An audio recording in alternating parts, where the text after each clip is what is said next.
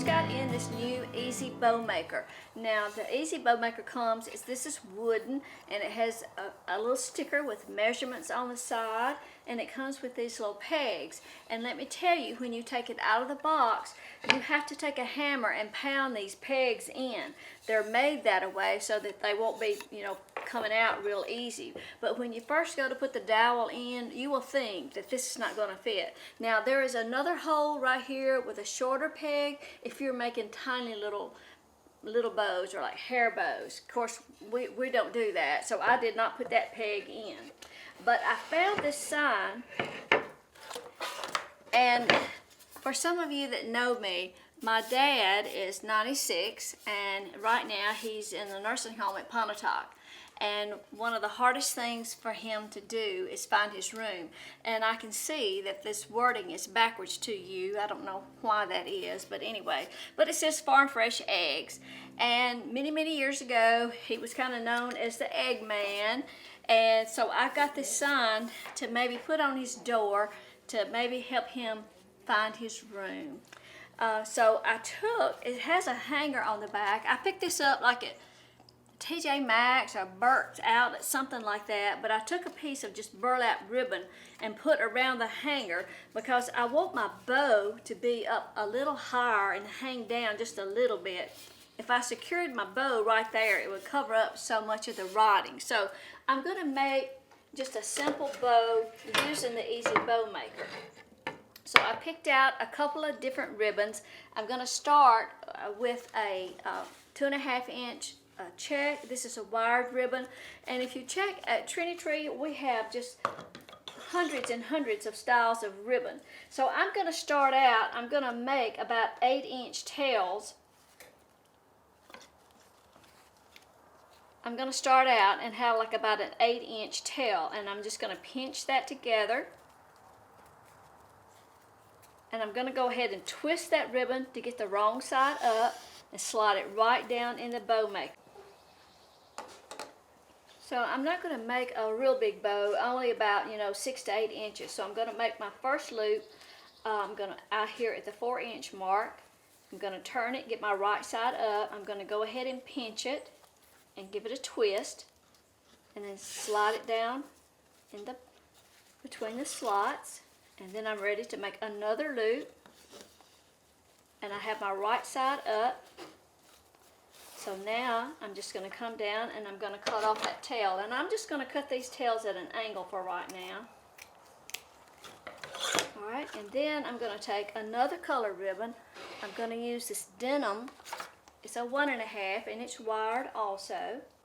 Okay, so my next ribbon is a 1.5-inch denim ribbon. So I'm going to measure my tail.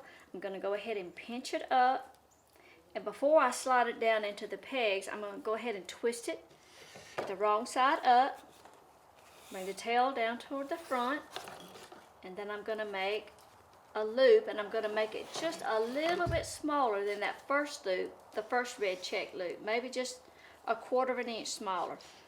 Slide that down, twist, then make a loop on the right side. Again, I'm going to make it maybe just 1/4 inch smaller. This time I'm going to do 4 loops of the denim. I'm going to keep the loop the same size. Twist each time to bring the right side up.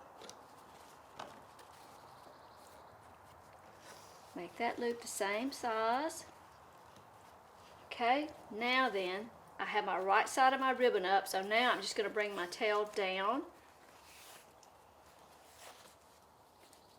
No, I don't have my right side up. Yes, I do. Sorry. I get my bearings there, and I'm just going to angle that off. So now I've got 1 loop each with my red check, and I have two loops each with my denim. So now I'm going to finish off my bow with some more red, and this is just 1.5 inch burlap that's wired, and I'm going to measure my tail. On this one, we're just going to have a tail and 2 loops, and it does not have a right and wrong side. So I'm going to pull my tail down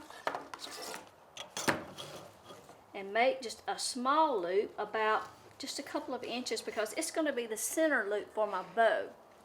Slide that down, and then I'm going to bring this down and cut another tail. So now I'm ready. So I have 3 loops on each side, and then I have the center loop. So I'm going to take a chenille stem. I'm going to ease my stack of my ribbons up off the Bowmaker, and I'm going to keep it stacked. You can see they're just stacked one on top of the other.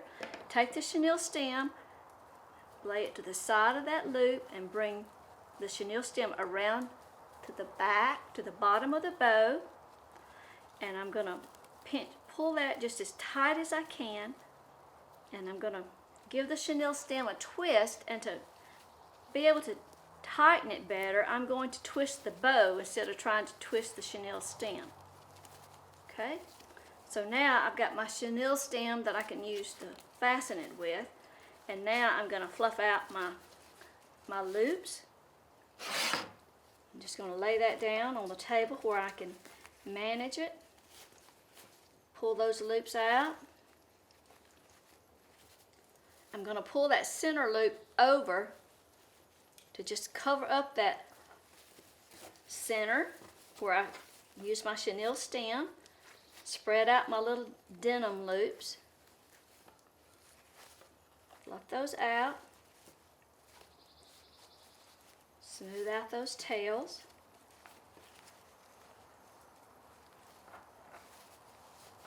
And you just fluff your bow till you get it how you want it to look, and then you can take your ribbon and chevron the ends or cut them at an angle, however you want to do that. I'm going to cut some of them as a chevron and some of them at an angle. Okay, and then I'm just going to use my chenille stem on the back to secure it to my sign. I'm just going to thread the chenille stem through that loop that I made with the burlap. Okay, so now I have just a little small bow, and I have the loop that I can use to hang on the door hanger, and there we go. And the bow is not the bow is not so large that it's going to cover up my sign. Okay, so hopefully maybe he'll be able to find his door. I hope you'll drop by Trendy. We have all kinds of wreath making supplies, bow makers. We have the EZ Bowmaker and the Pro Bow. We use both, and sometimes we use the bow dabber too, but we don't sell the bow dabber. But we have probably like 700 different styles of ribbon, all kinds of wreath making supplies, mesh, wreath forms, signs, and all kinds of embellishments that you need for your wreath. Okay? Thanks for dropping in. We'll see you